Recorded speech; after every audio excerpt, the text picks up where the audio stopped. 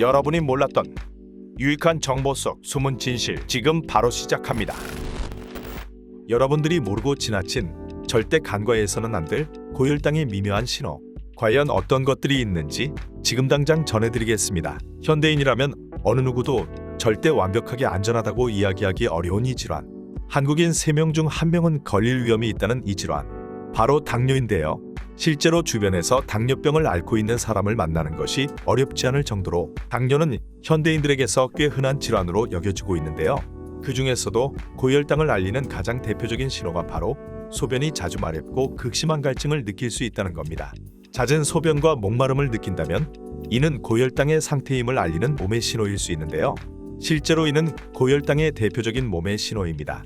고혈당에 해당하는 사람들은 갈증이 느껴져 물을 마셔도 그것이 해소되었다고 느껴지지 않는 경우가 많으며 설령 물을 마신 후 짧은 시간 동안은 갈증이 해소되었다고 느낄 수 있지만 이내 또다시 목마름을 느끼는 경우가 많습니다.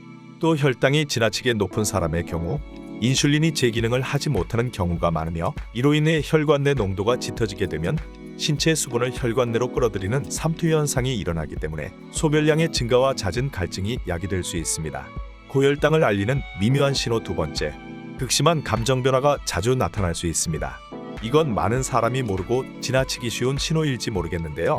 사실 혈당이 높은 사람의 경우 감정 변화가 심한 경우가 많습니다. 이는 개인적인 성향에서 비롯된 것이 아닌 혈당 변동에 의해서 비롯된 것으로 혈당의 극심한 변동은 사람을 예민한 상태로 만들며 불안감과 우울감, 무기력감 등을 느끼게 만들 수 있습니다. 따라서 혈당에 따른 감정 변화 원인을 확인하고자 한다면 음식 일기를 작성하는 것을 추천하는데요.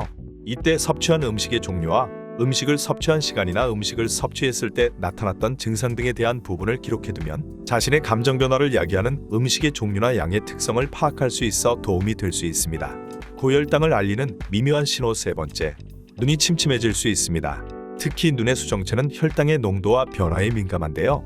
혈당이 높아질 경우 수정체 역시 그 모양이 변화할 수 있는데 수정체가 부어오르거나 그 모양이 바뀔 경우 눈의 초점이 제대로 맞지 않아 시야 확보가 제대로 되지 않을 수 있습니다.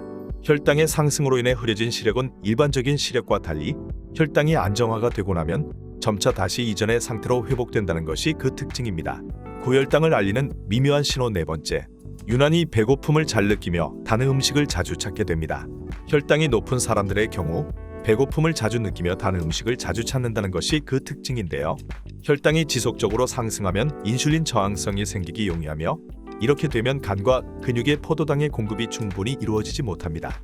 이로 인해 우리 몸의 에너지가 부족하다고 느끼게 되며 자연히 식욕이 증가하게 됩니다.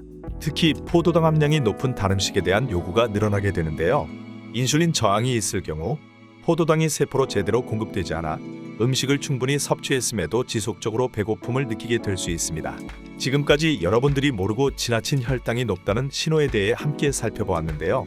이 영상을 보신 후 혹시나 고혈당이라고 생각되는 증상이 있으셨다면 지금부터라도 관리와 노력을 절대 소홀히 하셔서는 안 된다는 점 꼭 기억해 주시길 바라겠습니다.